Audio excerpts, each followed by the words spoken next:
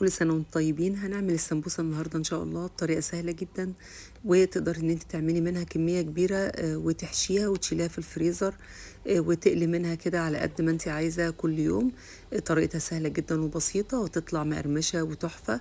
نسمي الله ونبدأ كده الخطوات ان شاء الله مع بعض. معايا كوبايتين من الدقيق، ضفت عليهم معلقتين من النشا، ربع معلقة من الملح، وربع معلقة من البيكنج باودر، وربع كوباية من الزيت. ببس بقى الدقيق مع الزيت كويس جدا لحد ما يختلط تماما مع بعض، وبعد كده هنزل بالمية. المقدار ده بالظبط اخد نص كوباية من المية، بس طبعا هتضيفي بالتدريج، ونبدأ نعجن ونلم كل المكونات مع بعض لحد ما العجينة تنعم تماما معانا. شوفوا طبعا لازم نعجن كويس عشان العجينة تنعم. نسيبها بقى حوالي نص ساعة.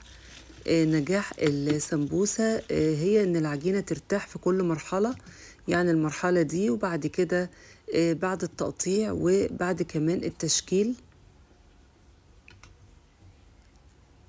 نبدأ بقى نقسمها لقطع صغيرة على حسب طبعا ما تحبي حجم السمبوسة.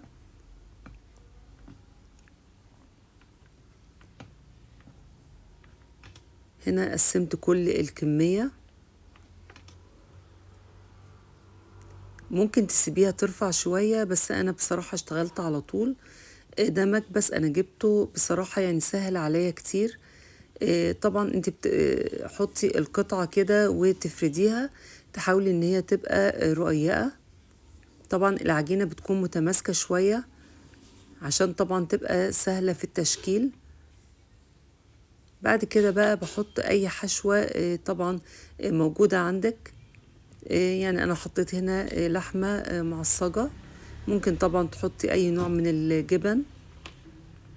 شو بكبس العجينة بكل سهولة. نحاول كده نخلي القطعة تكون على حجم المكبس عشان تكون رقيقة معاكي. طبعا كل ما تبقى رقيقة كل ما تبقى مقرمشة اكتر. وبعد كده بحطها بقى في القطعة التانية، وبحط الحشوة سواء بقى لحمة او جبنة، وبضغط عليها تبقى بالشكل التحفة ده. شوفوا حتى لو كبرت شوية طبعا الزيادات كلها بتطلع بعد ما بقطعها كده. شوفوا كل الزيادات بتطلع بكل سهولة.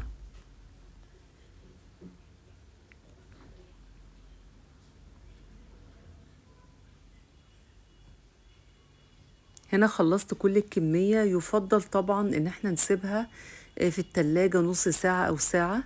دي بصراحة بتدي نتيجة حلوة جدا مع القلي، يعني بتبقى مقرمشة وهشة كده. بقلبها بقى باستمرار عشان تاخد لون موحد من الناحيتين. شو بقى طالعة لونها تحفة، واللون ذهبي، وبصراحة جميلة جدا.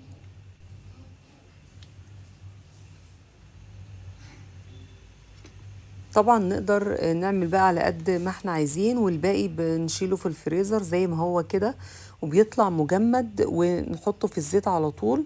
بيبقى حلو قوي بصراحة.